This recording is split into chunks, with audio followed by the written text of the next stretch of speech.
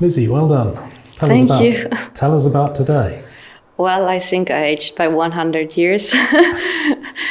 Well, actually, she surprised me in the opening, and at some point I thought okay, let's play something which she definitely didn't prepare, and I think I came good out of the opening. And then probably in the moment I played knight b6, which was a little bit too optimistic. I just missed that she takes and plays h4, and this was not planned. And suddenly I have a position which is much easier for her to play than for me.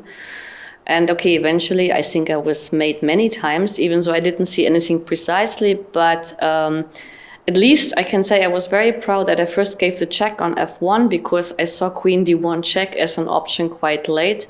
And then when I had the choice between king d8 and king d6, I saw this knight d2, queen c1 trick. And then I decided okay, king d6 is a better one. And when she played knight d2, had you got it all worked out at that point? Well, after knight d2, I saw that queen c1 and that she had a check, and then she has to give the bishop.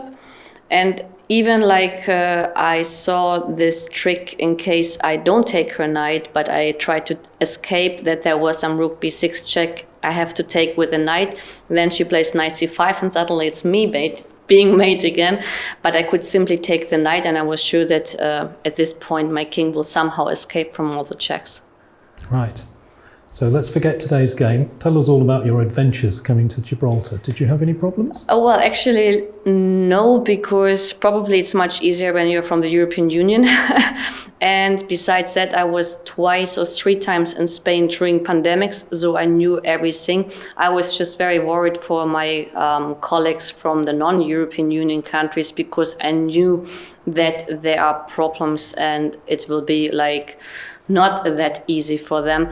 Even so, I decided to come earlier just to, get used to the sun. So I went a little bit to the beach, and it was very good that I came earlier because I had a very long walk on the very first day I was here, seeing the monkeys, and this gave me some emotional stability, which I didn't feel before. So I was quite relaxed before today's first game. Right.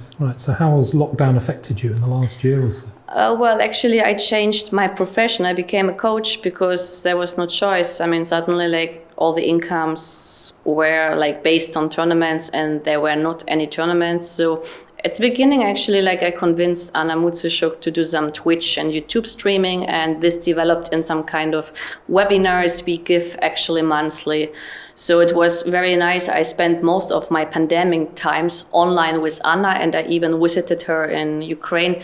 So this was basically my biggest moment of cheer, that Anna was always close in this 1.5 years, and we were basically almost every day in contact. And this somehow emotionally kept me still in a way alive, that there is still some chess, even so not on the board, but you are surrounded by your friends. Yeah. Does it seem strange coming back to a real wooden chessboard to play chess? Well, actually, I played a tournament 3 weeks ago, and this was quite hard for me. Even though I was top seed, I felt that I'm not used to pressure. So I was very actually happy eventually that I played it, even though I didn't win it. A young talented girl from Germany, she got the first place, which is always nice to see that the young ones are growing. However, I wasn't worried so much about this, rather I wouldn't call it so bad performance, but a little bit disappointing, because I thought it would be very important to have some practice at least 1 month ahead before the real tournament or the real the real competition starts. So for me, it was actually quite good to play a little bit before. Right. How about the Queen's Gambit? What do you think of that on the TV? Yes, I watched it, and I was a little bit silly because I started watching it in German, and I was horrified by all the translation. And then at some point someone told me should have watched it in English. It's not that bad, But when I watched it in German, the synchronization was just horrifying. But then when someone told me it's just a synchronization, I was okay, maybe I should start to watch it in English. I think it was very, very good for chess. Even so, I believe that the Queen's Gambit was not really about chess. It was rather about a person who is fighting in the society, who's emotional, and it was somehow covered under the topic of chess, which is always standing for something intellectual, cultural. So it was a good mix, and I believe that this boom was helping chess a lot, especially in the online section. And well, as for me, I really enjoyed this series, even so. Yes, I would have liked at least like a little bit more, how to say, a reality in a way that, okay, they could have played some blitz games, for example, but instead they played classic and they moved very quickly. So I thought like, this is of course not real, but on the other hand, you have to put this kind of drama into the plot. Otherwise people will switch off the TV. Of course. So in general, like, I think it was the best what can happen, what could have happened to chess, because now actually chess is everywhere. Yes.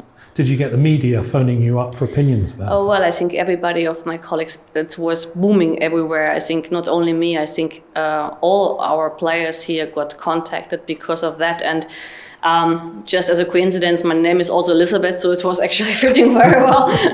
But yes, I mean, we got a lot of requests and contacts, and it was nice to see that suddenly like the society is interested in chess, because in my country it's football, it's tennis, it's maybe like, I don't know, all the other sports, but it's definitely not chess. And suddenly like chess became so popular that I thought like actually it was good the way it happened. Yeah. Okay, thanks very much then, Lizzie. Thank you.